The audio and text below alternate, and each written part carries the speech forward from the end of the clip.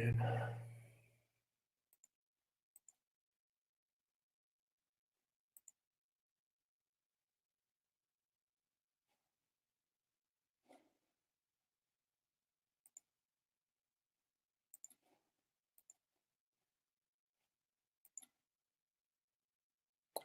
Hi everybody, can everyone hear me at the moment?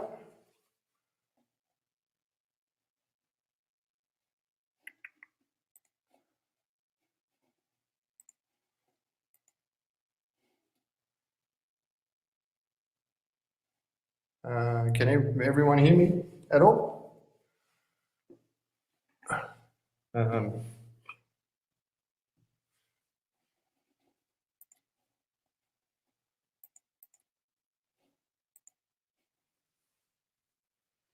Hello?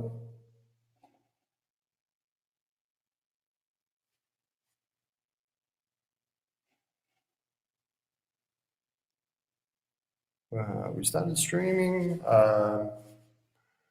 Yeah, just want to find out whether everyone can hear me, that's all, at the moment.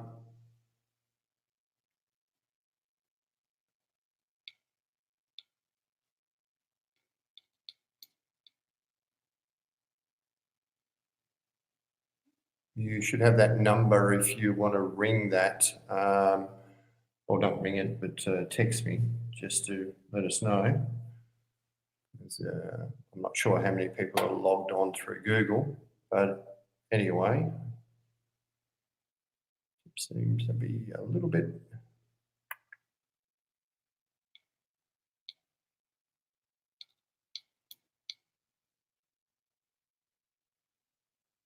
Okay, all right, well, we're going to make a start. I'd just like to welcome you to Team Digital's Mirage software session webinar. What we're going to cover today is this piece of software, which I reckon is the best print software available, full stop. I don't know how long we've been selling it now, selling and supporting, but it's been some time, and I don't print with anything else. Yeah, it's hopefully you'll see after today's presentation what sort of value it could give you in your business or when you're printing at home. This is a really important thing. This is the licensing. And what that is called is a dongle. And if you've got Mirage, then you've got one of these. It must be plugged in because this is a license.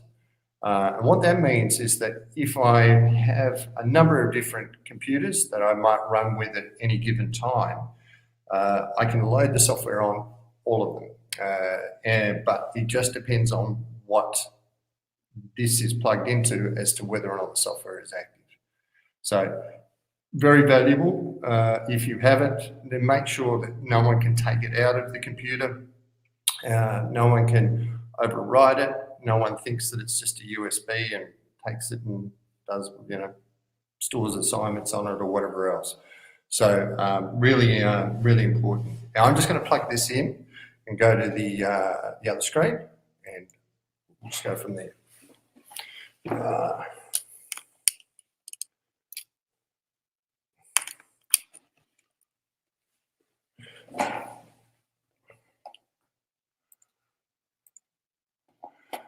Okay, so we're plugged in. So what I'm going to do is just show you the different methods that we can use to activate Mirage in the first place. And then we'll go through and do that in a lot more detail and show you the ins and outs. So essentially, we start out with Photoshop. So normally when we would print from Photoshop, we would go down to here and go print. Does everyone see that?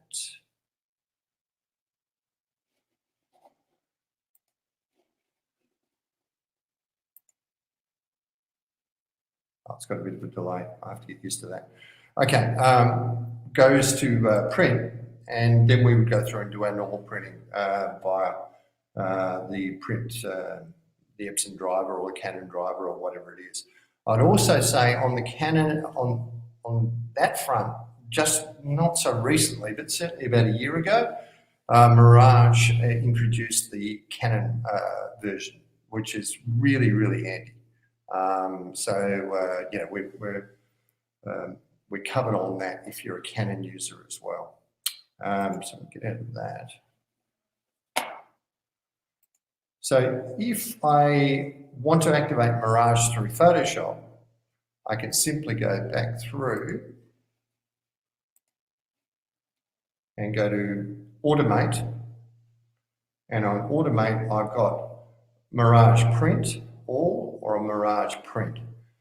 Now, again, we'll go into this with a little bit more detail, but your print all will basically mean that every image that you have open within Photoshop will be put into a nest, for want of a better word. So it can be put on one sheet, or you can print all of those images at once. The simple one of Mirage Print is this one here, and that just basically goes and gets us Mirage.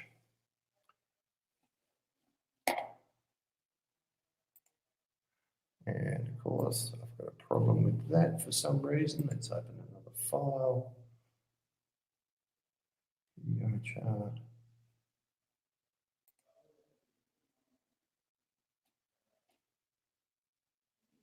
Right. Automate.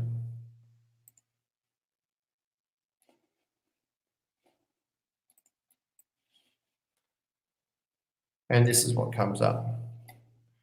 Now, I won't go through this in too much detail right now, but that is the dialog box from Mirage.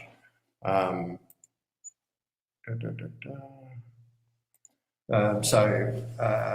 go through that in a lot more detail. So that's one. So we can close out of that. Number two is Lightroom.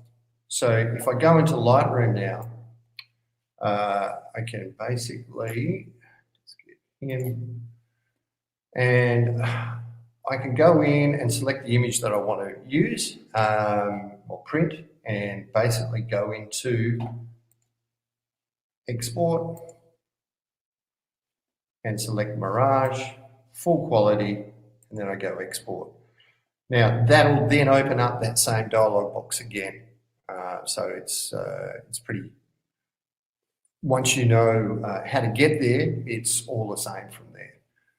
So if that's not enough, now also just to make a point here that the Mirage Lightroom plugin is not part of the normal Mirage setup. So if you buy either a small studio for smaller printers or 17-inch for the P800s and things like that, or Pro 1000s, and then you've got the Master. None of those come with Lightroom. They are an extra plugin.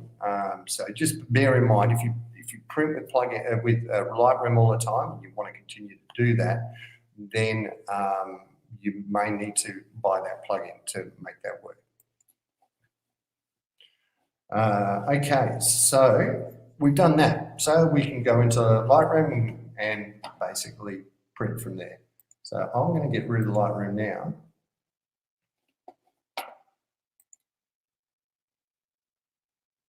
The screen's not changing. Okay.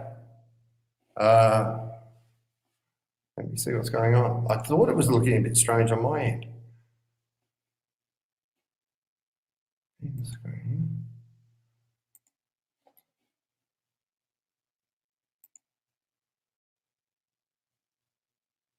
Sorry, guys. Share screen.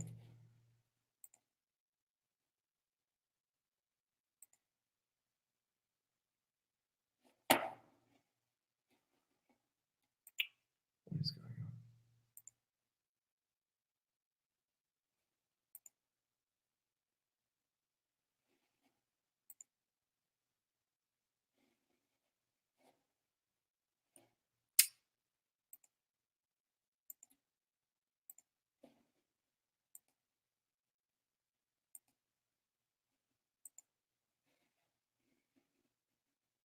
on? Okay. Good. Is everyone seeing that now?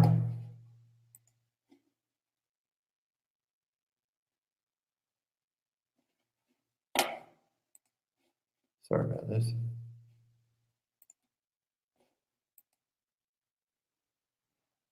Okay, can everyone see the screen now? You can see.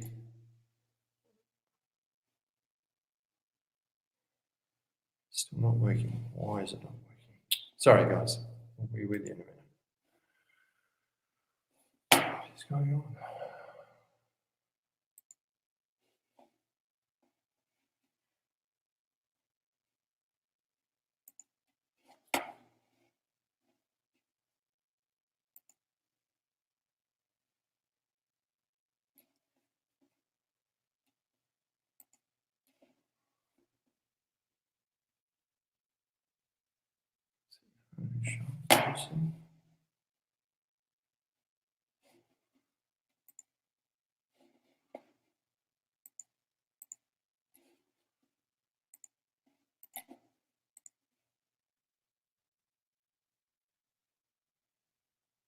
Sorry, I'm not too sure why it's.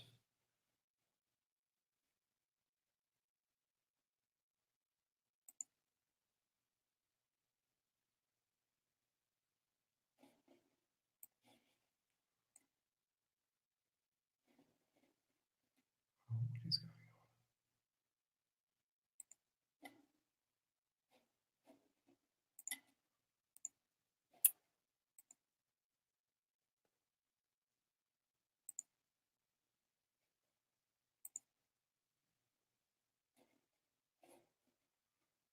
That's better. Can everyone see that?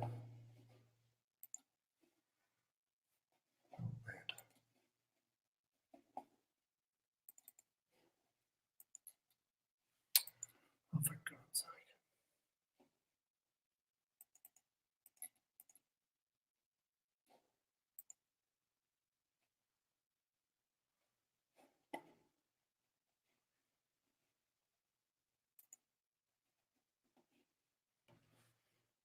It's not live. Why is it doing this?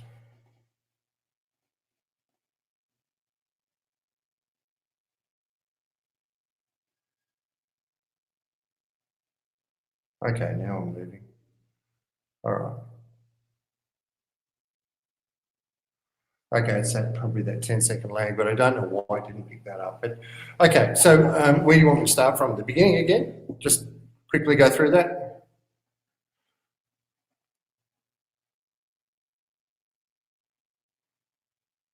Yep, we'll do that just quickly. So.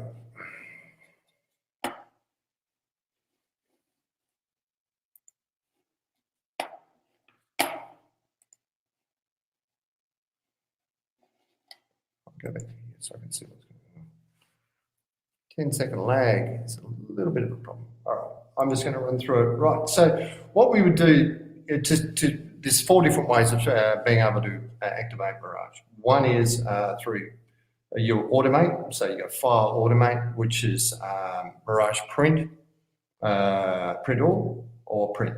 Essentially, print all means that everything that is open at the time will be opened in Mirage, so we can print multiple images. In Mirage print, we basically go there and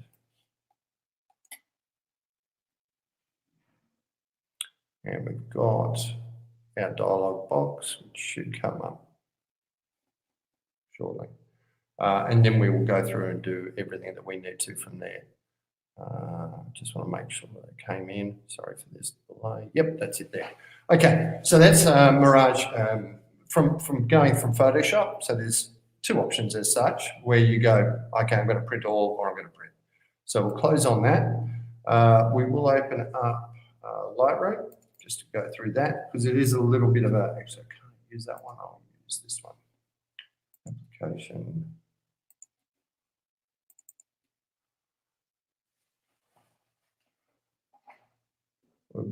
So we open up Lightroom and we'll get an image from that. When that opens, I closed it now last time. Okay, so we've got our Lightroom open. So we essentially go to print. To go to print, we go File, we go Export, And then we've got our plugins here. So I go to Lightroom presets, etc. Then I go to full quality export. And now that will just simply open up the same dialog box. So we're referring to that all the time, which it looks a little bit like, oops, easy.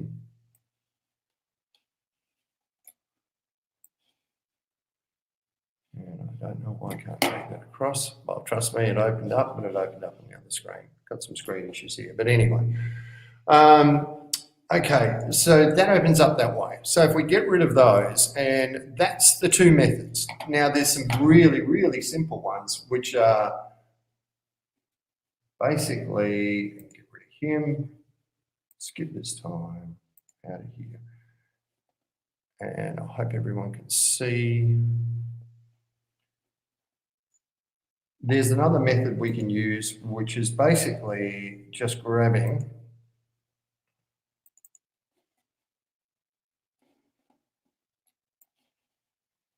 our file and dropping it onto our, what is this delay? Okay, our file and just dropping it onto our Mirage icon. So we simply do that. And then that opens up there, and away we go. Now, that's a really simple one, and I can do that with a number of folders and things like that. And I'll certainly go through and show you that a bit later on. But we can also do another method. So, you know, this is our 4 ways of being able to use it. And essentially, that is using a droplet. And the droplet is a really powerful little tool in that it allows us to pre-configure virtually everything to do with our print. So on this occasion, you can see up here, I've got Pearl A4. That means Ilford Smooth Pearl. And what that is a droplet that's got all the parameters that I'm concerned about already contained within it. So if I drag and drop that onto this Pearl,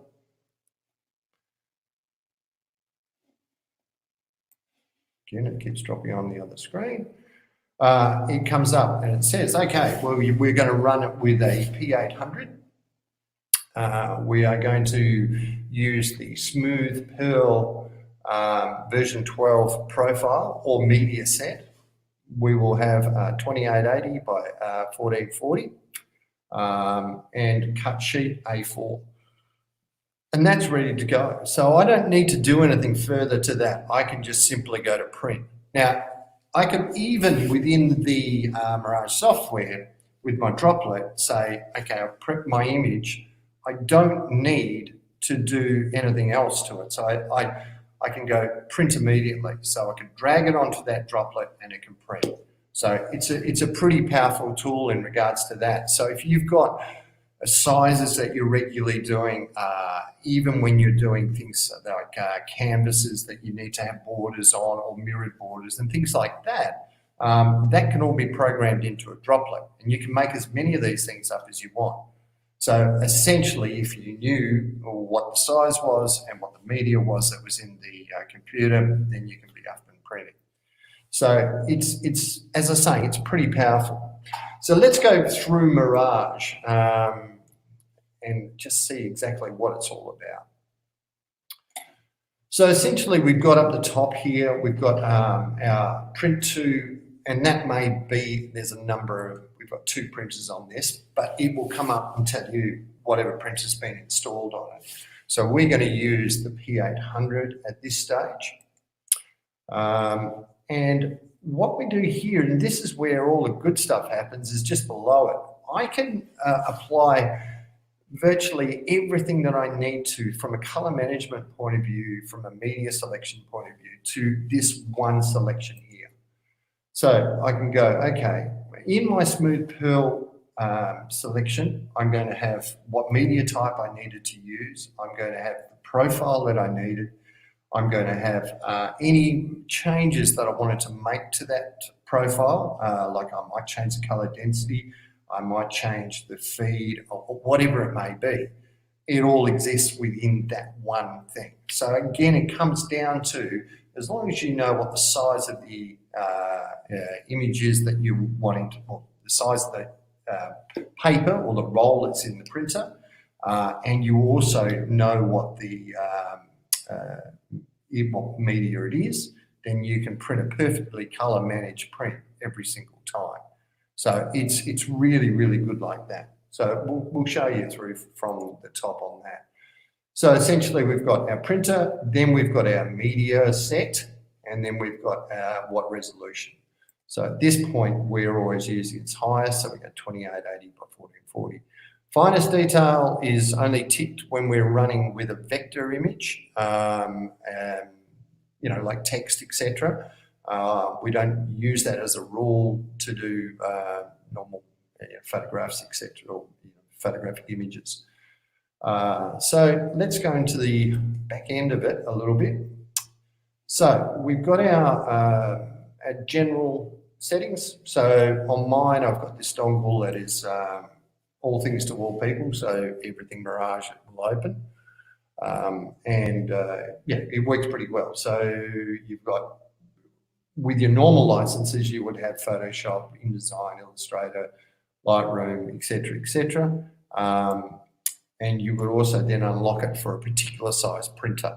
So whether or not that's a small 13-inch printer or an A3 Plus, whether it's an A2 printer or a 17-inch unit, or whether it's 24-inch or up to 64-inch. So it just very much depends on what you've got. Other than that, you can change it to inches, and you can change the language, spool files, and all that sort of thing. You can also change those if you don't want to put in the default area. So that's where we find out what the license is all about. And color settings.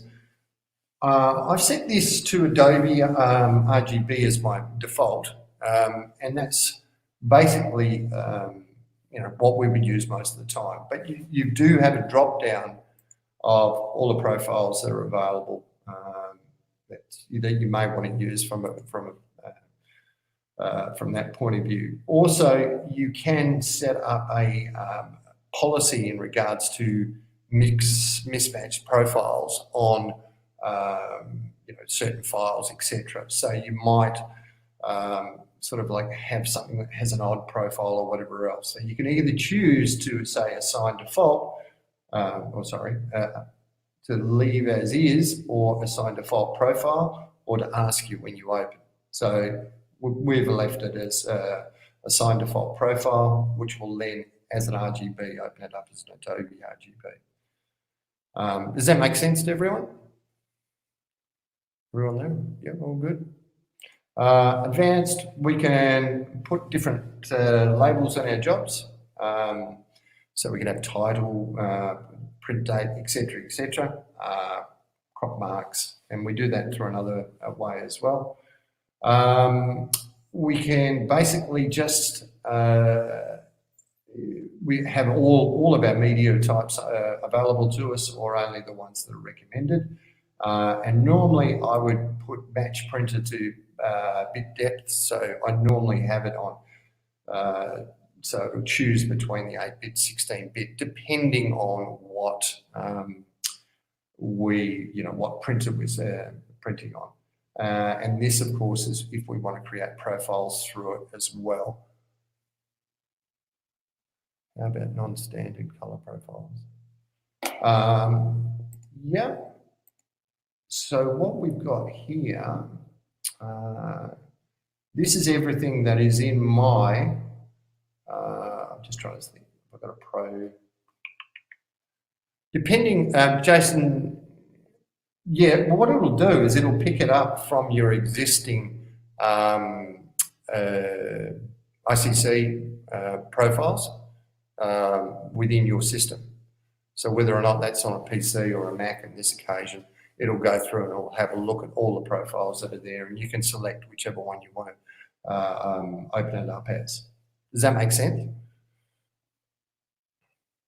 So if you had DCAM 3 in your profile mix, as you can see, I've got, like all sorts here, then yes, you could select that well and truly.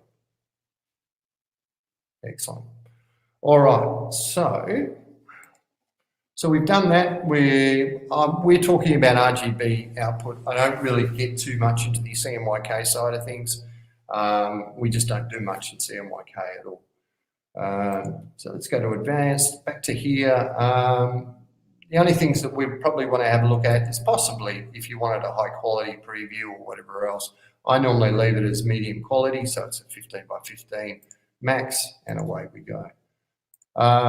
Printers, this is where we add our printers, and it's a really, really simple interface from the point of view that basically if I go in and add a printer and there's no printers attached to this, of course there's, yes, there is via the network, sorry. So it'll come up and say, well, these are the printers that are there. Do you want to install one of those?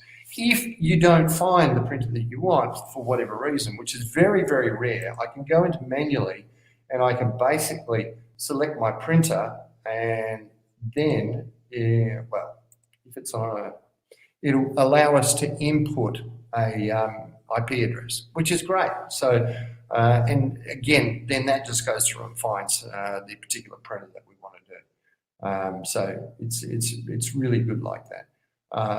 The interface is superb. Let's get out of that. Cancel on that. The interface is really, really simple. So we don't really need to have, in Epson's case, like Epson net config or whatever else. This will go ahead and do it by itself. So it's pretty good like that. And you can delete printers and you can add printers as need be. So, we've got about 4 or 5, maybe 6, 7 or something like that upstairs. So if I wanted to have all 7 of those printers and my dongle was suitable for all 7 of those, then I can run 7 printers off this if I wanted to. So that's how you add in the printers. Then you've got the media, custom media. So we've got a number of custom media setups here. So there's the 5070, which we've written like for, in this case, Canson, Prestige, Barida, Canson Rag, etc., etc. If you go down a little bit further, we've got our Pearl and so on and so on. So let's open this up a little bit as well and show you exactly what this is all about. So this is where we create our media sets. So everything that pertains to that media set, i.e. the media selection, the profile, and anything else we want to add to that along the way is all done here. So as you can see, we've done the 5000 series, that's the printer model. We have to determine a base stock that we would use as far as whether it was semi-gloss, an Epson stock that we made the profile around. And the beauty of this also is that we can also name the profile in some meaningful or media set in some meaningful way. So in this occasion, we know it's the 5070 and it's the Ilford Pearl. So we go through and we basically put on, I can go through and select my particular profile, apply that, but I can also do this as well, which this allows us a little bit more control. And what will happen is this will get applied to the media set. So if it is that we want to lessen the density, as in like saturation, we can do that via this control. We can change the dry time, we can change the paper feed, the platen gap, and all those sort of things, all from here. And once that's done, then it's automatically applied whenever I select P5070 Ilford Pearl. So it's really, really good like that. And I'll show you some other tricks in regards to that a bit later on as well. One of the new things that it has in version 4 over version 3 is Photoshop. It has the ability to edit an image within Mirage. I don't necessarily find that terribly valuable, to be brutally honest, because we normally run our images through Photoshop or Lightroom, and they're already done. And we also want to save those edits. We don't want to do them within Mirage, and then not be able to recreate them at any time. So this is where the filter side of it comes in. So we can actually add in some of our Photoshop CC plugin filters, or whatever it may be.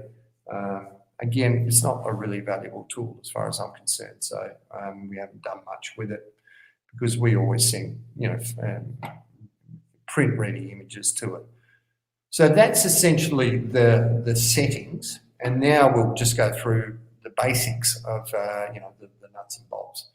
So we've selected a media type or a media set. Now we have to say, okay, is it cut sheet? Is it roll? This is for the P800, remember. So it's you've got a fine art front load, or you've got a front poster board load. Or cut sheet, and so on, or just a plain roll. But the beauty of this is that if I go to roll and say that it's 17-inch, it will automatically put my sheet, my image into that roll in the best way it can. And also it will automatically determine the size. So on this occasion, the width is 43.18, which is the 17-inch roll. And on this occasion, it said, oh, well, I'm going to print at 27.9. Now, any of you that do any roll printing through an Epson would realize that, through the Epson driver, would realize that you have to go through and make up a custom media size to determine where it's cut off or determine where it prints up to. This does it automatically. So, and I'll go through this a little bit more, but if you have a look at the height up here, I hope everyone can see that well enough. If I now go 2, you can see that height's changed. So it'll automatically go through and do all of those things. So it's 43 by 48 now. Now I can also go through and optimize, and it'll put it down so there's 2 side by side as opposed to being one on top of the other. And that, that can save you a lot of time and effort and so on when you're doing that. So let's go down from there. So we've got our width, which we always select as far as our standard sizes on rolls, or otherwise if I'm doing it off cut sheet, I would just go into here and go A4, A3 each other. I've also got borderless printing, so I can have a small overprint, default overprint, or a large overprint. So that allows us to do borderless printing as well, which is really handy. Then I've got just my standard. I don't tend to muck around with these because the simple fact is they're already resized when I get them in. But I can resize within Mirage if I want to. So if you see here, I've got these blue squares. And what those blue squares do is basically say whatever we are applying at the time, whether it's a resize or a border or whatever else, that those will then, those settings will be applied to whatever one we've selected as a blue square. So we'll do that to here, and we'll say, okay, maybe I might want to go a little bit smaller on that. Again, we recommend using Photoshop for this, only because the calculator for resizing, interpolating images up or down is far superior than what the Mirage one is. So we want to go through and do it on a as much as possible within Photoshop or whatever editing program you've got, and then send it to Mirage as a finished image. But you can do that. So we've done that now. So we've made that one at 15 centimetre by 21, and this is 21 by 29. Does that all make sense to everyone? So the big important thing is that you've got that blue, the blue square, and you can make a selection to all of them by just highlighting and holding down shift and highlighting all, and you could go, okay, well, I've got a folder, I want to resize everything to 6x4 for argument's sake, and that's exactly what you can do. Go through and resize that to 6x4. by just selecting all and then going through and doing your image size. Now, the thing that we like about Mirage also, and I'll just get rid of this. And what I might do is just open another image. So I'm just going to add a file, which this is another nifty little tool that if you've put in a folder, but you might want a couple of images from another folder, or you've just missed one out, whatever it may be, you can certainly do that from add file, which is, yeah, pretty nifty little thing. So what I might do, Mirage tests, I've got this great little shot here from Christian Fletcher. And I'll go to roll paper, 17-inch, fit to page. Actually, I'll make it a little bit smaller than that. So we'll go to custom and we'll just make that 35. So we're 35 there. So 35, and what we do then is we can create a border. So we can simply go in and go, oh, I want a 5-centimeter border because I either want that border because I'm going to put it on a canvas, or otherwise I might just want to have it as something. It's pretty good like that. So there's more that you can do within that, obviously. So you can select the color and then grab your eyedropper, and I can move that and sort of like put a particular border color on. But as I say, wait, there's more. So once I've selected that and I've got my border size, then you can go into mirror. And that then allows us to, very simply get a mirrored border for a canvas, determining the size here, and away you go. Another feature of the border side of things is that I can choose to offset it. So if I wanted to, I can have, if I tick in that box there, so the equal has a line through it, then I can simply go to 6, and actually let's do it a little bit more so you can see. So you can see 8 there. So I can easily offset it, and it looks, so you can put it on one sheet of paper and determine exactly where it lies within that sheet of paper. Rotation-wise, as it says, is just simply rotation. It's 90 degrees, 180, 270, unrotate, whatever. So if we did it at 90 degrees, that's just going to go through and rotate it through. It's not something that you have to worry about a lot. I normally leave it on auto because I'm normally trying to get a number of images to nest up on a sheet, and which is pretty good, and a good way of being able to do multiple images. And I'll show you a bit more about that too. So then we can position. I can position. If I got rid of those, let's get rid of that. 5.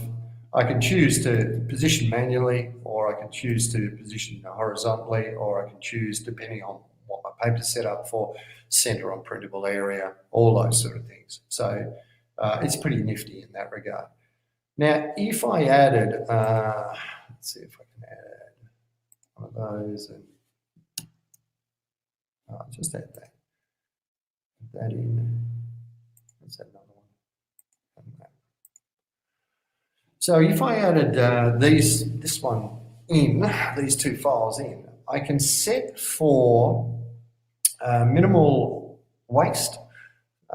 This is that nesting feature that I was telling you about. So it's either minimal waste here, or easy, optimized for easy cutting.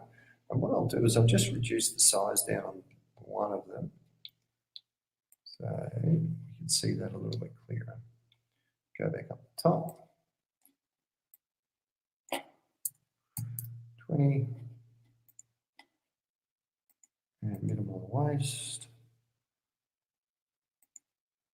And I don't know why it's not coming up with this little optimizer.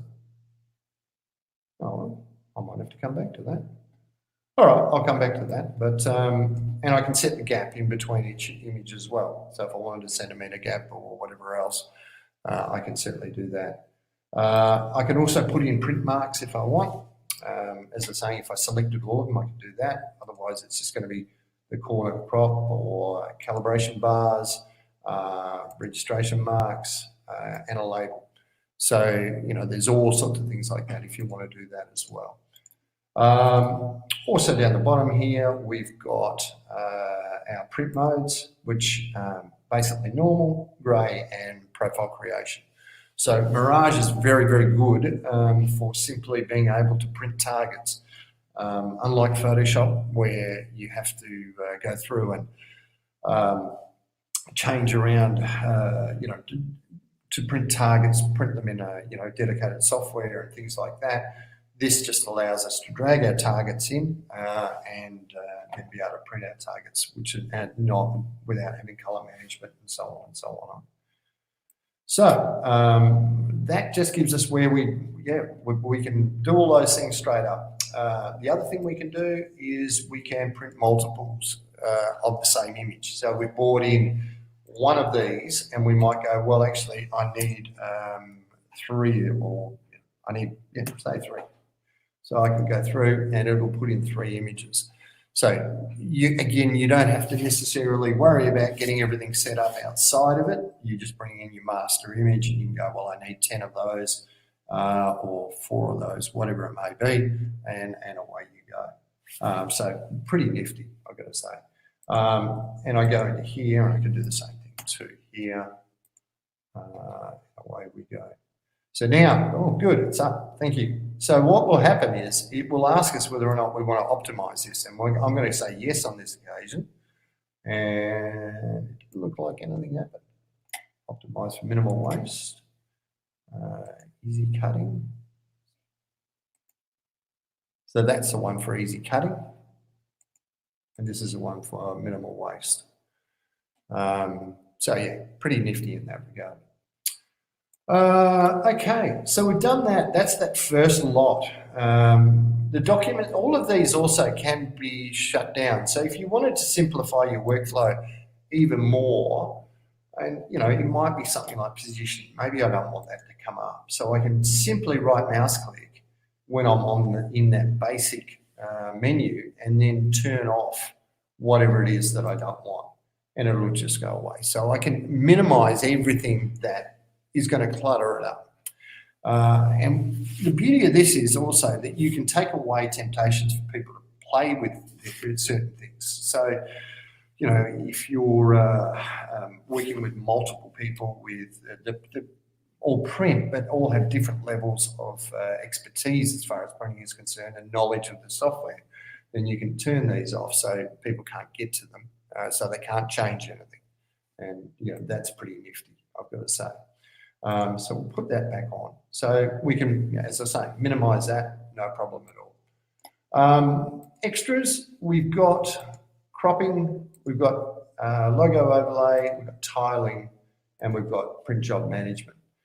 The crop is exactly as it is. It basically allows us to crop within the Mirage software. But again, we probably look to, wherever possible, having completed image, print-ready images ready to send to Mirage as opposed to doing them all in this.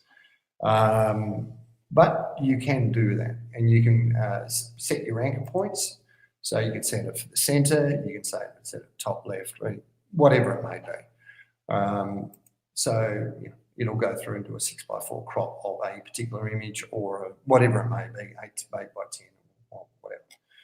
Then you've got a logo overlay. So if you're doing promotional things, you can put your logo in. So essentially go through and select your logo. We can say, okay, what's our opacity on that logo? So how far, how much do we want it to stand out? So that can vary. We can put in where the height and also the width of that logo. We can say where the anchor point is. Again, it's top right, top left, whatever it may be. And also where that's going to be positioned exactly. So you can go top left, top right, bottom left, bottom right, but then I can move that around to suit my own needs as I'm, moving it closer into the image or further out or whatever it may be. So it's pretty nifty for that. So if you're doing some sort of promotional shots and you want your logo and phone number and everything on there, you can certainly do that. The tiling, well, it's exactly as it sounds. We put in a larger image into Mirage. It'll go through and calculate what we need to do, or what our tile width will be. We can set that ourselves. We can set a particular overlap in a vertical, horizontal and vertical, and then that will cut that into pieces, for want of a better word. So I've got a 24-inch image I want to do, but I've only got a 17-inch roll, so then it will go through and tile that. Again, we don't use that too often. Haven't really had a need to, but it does exist there. We can also archive images if we want to. If you've got images that you're going to be using a lot over a period of time, and that's where we go through that job management. So that's there. And now we get into the bit that, again, I'm really not fussed with. I'm just not a fan, I suppose. But if I wanted to, I could go through and edit any one of these images. I can do them individually, or I can do them as a group, whatever. I can apply a filter. I don't have any filters applied in here at the moment. Change levels, do brightness, exposure, saturation, put sepia on it, white balance, sharpen, whatever it may be, we can do it. So it's really, it doesn't make a lot of sense to us from the point of view that it doesn't allow us to save it. And again, I work on the principle that we send a finished image to Mirage. We don't want to be editing it within Mirage. But if you don't have anything to edit with, then maybe this is a solution. So let's move across and we can go to page view. So that'll be the individual image. So if I go here, page view, so you can see the individual image. That's our print view, and this is our pixel view. So I can shoot across and I can get a really good idea of what the images are doing from a border point of view and things like that, and exactly what it's going to look like. I mean, it can be handy, so it's pretty good in that regard. Now I guess I want to go to our. You saw at the start when we did what we called a droplet, and it's a really, really powerful thing. So again, we can make up as many droplets as we possibly could want, and this is where we do it. So if I go in and go edit settings, so this gives us our what we can do as far as our presets and also our droplet creation. Now, this was a bit of a trick when we first started working with this. It's sort of like, well, how do I create it and all the rest of it? It's just simply a matter of pulling that down until you can get to your droplet and your plus and your minus. So let's go in and let's make a setup. So we're going to start a set off. And what I might do is make that platine, something like that. If I can spell that correctly. That's the lovely Canson platine, which I'm sure you've all used. So in here, what we do is we can drag across the parts of the menu that we need. So here we would definitely need this. So we know it's a P800 and we know we want platine. So we got platine, we want normal quality. So that's 2880 by 1440. I'm going to do it off a roll and it's 17-inch. I can then also go, well, I could drag across crop, I could drag across size if I wanted to. The only real thing I want to do is make sure that I've got my rendering intent sorted out. So as in the color, so to say, well, it's a normal print, so it's color print, and it's also rendering intent as perception. I might change that if I was doing a monotone image to relative colorimetric. But what I found with these is, so once I've got my profile set and resolution, etc., and then I've got my roll, I'm away, and it's pretty good like that. So now to create a droplet, really simple process. So down here, I've got all of these set the way I want. I only drop in what I want, because sometimes if I drop in like crop when I don't need it, it might have some sort of a preset that I wasn't aware of when it was put in or whatever else. So I try and minimize that as much as possible.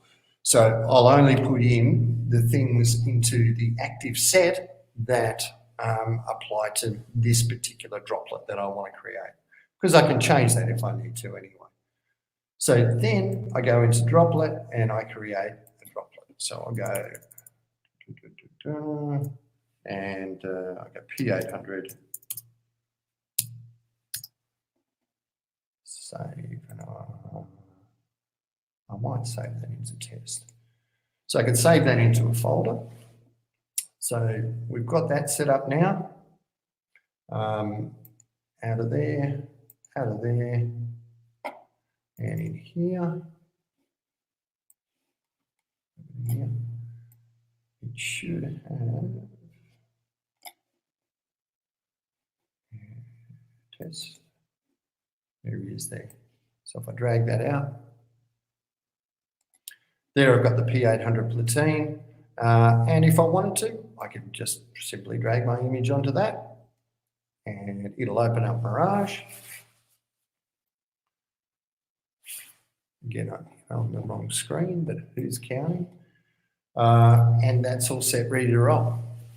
So is that pretty exciting? I mean, in the sense of just being able to do that, you're ready to print now. You don't actually have to think about anything, because you've already set the profile, you've already set all the color management criteria that you need, you've set the size, and yeah, I'm ready to print.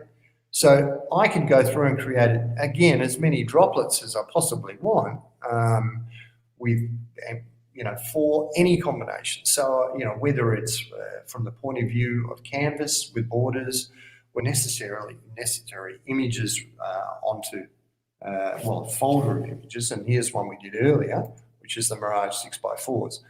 So I don't know how many are in there, but I think there's about 20. So what we're going to do is just simply drag that onto our icon, or we can do it through a droplet, and then it will open up. And there it is. So there's only 10 images on this one. So we can simply go optimize, and we've now optimized that. So that'll use the least amount of paper, and we're ready to go. So, it's pretty nifty indeed. It's a damn fine feature. And again, I can multiply from here. So if I know that particular image I want to, let's just grab him up. I want to get more of that particular image for argument's sake. I can go 4, and it'll put in more. And once it's done that, also it'll go through and say, well, do you want me to optimize again for space? And that's what we've done. So we can do that. And that's just put those 4 in. So yeah, really simple in regards to that. Now, if I wanted to, I could also go, okay, do them individually for some reason. Select all of these, and what I'll do is I'll add a slightly bigger gap, because I might need to be cutting them differently. So again, there it is. So now it's got a centimetre gap between each of them. And what should come up is our optimization, and it'll go through and optimize it for that. So yeah, again, really nifty in regards to that. So we've done that. What else do we need to cover? Has anyone got any questions at this point at all? So we've done the setup. Oh yeah, media sets. So we can use droplets, or we can use the icon to basically bring in multiple images or a folder of images, and they can be odd sizes as well. Let me just do this one so I can show you exactly what I'm talking about there. So Mirage odd.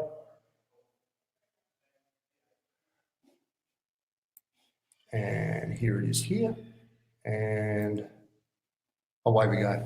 So that's all ready to roll. Now, the other thing that Mirage does, and which we really, really like, especially if, because I use it for printing all the exhibitions for the Bunker Gallery, is it allows us to then print to, so I put all my images together like I've got here, and then I can go basically, what's up here? 70. And I can go cut after each row. And what that will do is it will, so I've set 20 images to it.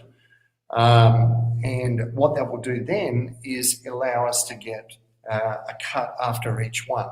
So I can set the whole exhibition to the printer, and rather than have it come out as one big strip of images, it'll go through and individually cut out after each particular image. Now, again, if I go back to this, and just to show you this, it's really, really nifty. Oh, I want here.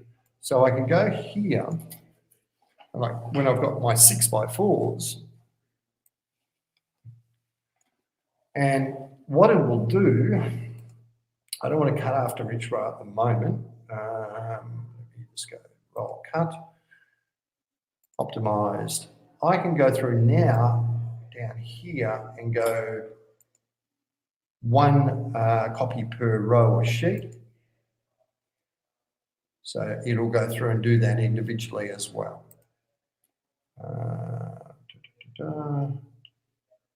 So again, I can do that as far as a whole sheet, or I can go through and go, okay, I want you to give me one row, not per sheet. Let's have a look. What is that? That's roll. Yeah, that's fine. 30 inch. That's better. So give me one row, and away you go. So it's really, really nifty. So I can send all the images to the printer, and I can have them come out as pre-cut simple images. So yeah, really, really great in regards to that. Now, once we've done that, so we've gone through the nesting, we've gone through how we start Mirage up, we've gone through how all the different settings within Mirage that we can possibly want to play with. We can now also go through and say, well, okay, I want to be able to make up a media set. So if I basically go in here and go to custom media, this is where we make up our media sets. This also allows us, so, if you're buying a printer through Team Digital per se, we have already a lot of media sets already made up. And we can send you one file. In fact, let's just do this exercise right now. And what I'm going to do is I'm going to delete that media. So I'm going to get rid of those. So they don't exist anymore. That was a bit silly, wasn't it? So what I want to do now is I want to install a media set. And so get all those back. So simply go install media, find the set that we will Dropbox to you, or if it's small enough, we can email to you. It's going to be on the desktop, wherever that is. Yep. And here we are. So here's our P800 media set or media package. Open it up, and it says that it's successfully installed. And let's have a look. And there's some of our medias. So, wait a minute, wrong one. P800. There's our medias back again. So our media sets. So we can choose to back that up as well. So we could simply go like that and then go export, and we could make up a media package that will have all the information, all the profiles, everything else contained within that. So it's ready to roll. And that's what we would send out to people that purchase P800s or whatever it may be. We've already made up the media set, applied the profiles, set up the Epson, media type that you need, so on and so on. So yeah, really, really nifty in regards to that. Got to get out of the habit of saying nifty. So once we've done that, but you could say, well, okay, so how do I make up an individual? So if I wanted to make up something for the P800, it's really, really simple process. You go through and go add media. Once we've done that, we go in and go, well, okay, it's a P800, so we find P800. Where did he go up the top? Right there. We select a particular media type, which we know what that is because we've written a profile around it. So on this occasion, it might be, what are we going to do? Actually, I'm going to do one for the 5070 just to show you. So we'll select the 5070. This occasion, it's classed as a 5000, so P5000, so it covers off on all the world's different numbering criteria. I'm going to use Ultra Smooth Fine Art, and I'm going to say this is going to be the P5070. Let me just go through and add my profile. Every Gallery Pearl. No, not every Gallery Pearl. Cotton Artist Texture, that's what it is. So here, so this is the Ilford Cotton Artist Texture. And again, we love this because we can put our own name in there. And, it makes sense. So if I don't have any other pearl in the place, I might just put simply pearl, or I might just say, well, it's platine, because I know it's only coming off one printer. And it just simplifies the whole process. And we can do that even further, a bit like we can turn off certain functions within the drop-down menus. We can also do this. So we've created our media set. That's all done. So now you can see it's 5070 Cotton Artist Texture.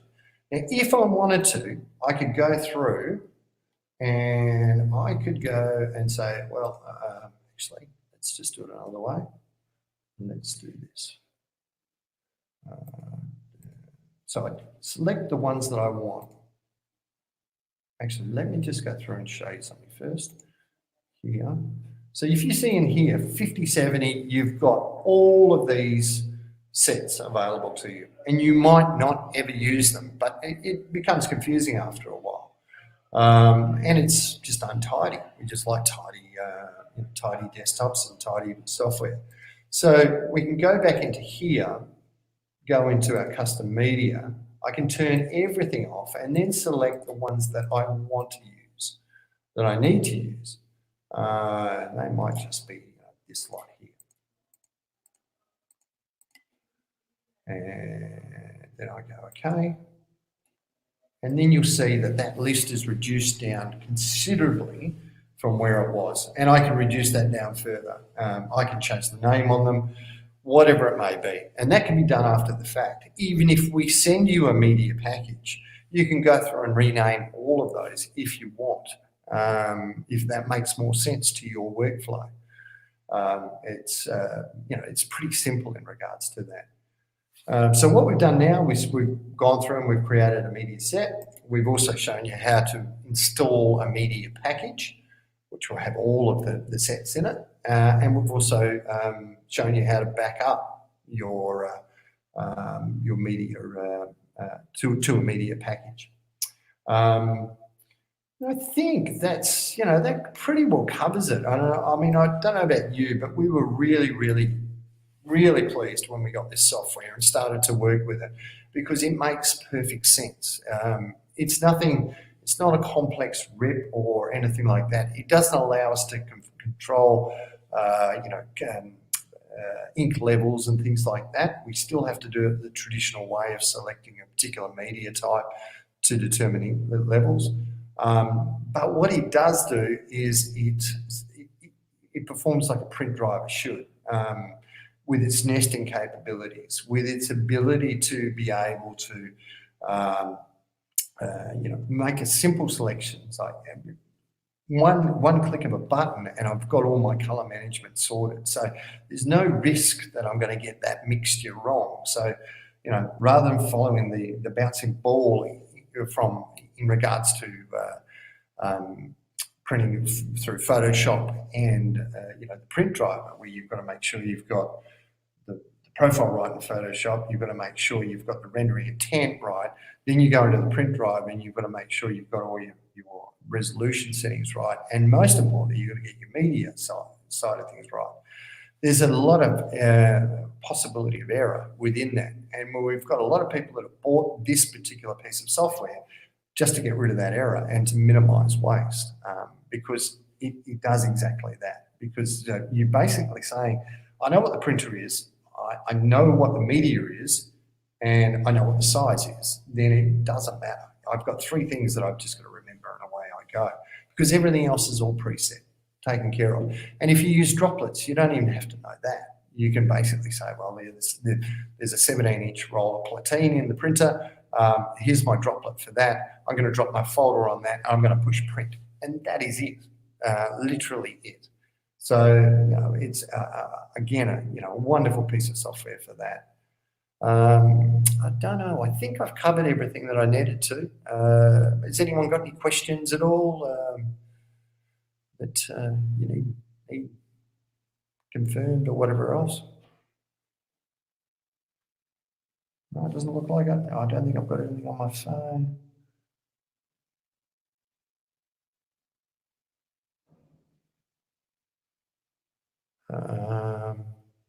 Right, Andrew, you still there?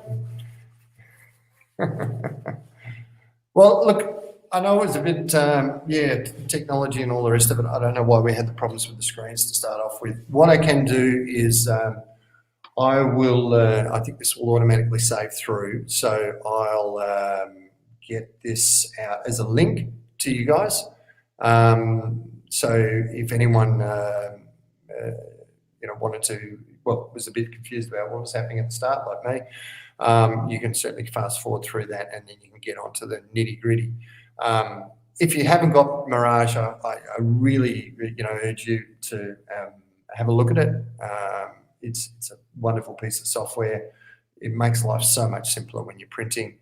Look, I hope you got a lot out of today. I hope you understand exactly what Mirage is all about and how wonderful it is. And of course, if you want to get Mirage, if you haven't got it already, come into Team Digital and we can sort you out with it. And also the presets and, the media packages and everything else. So look, thanks very much for today.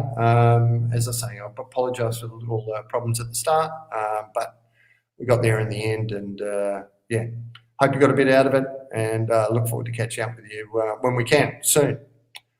Thanks very much. See you, everybody.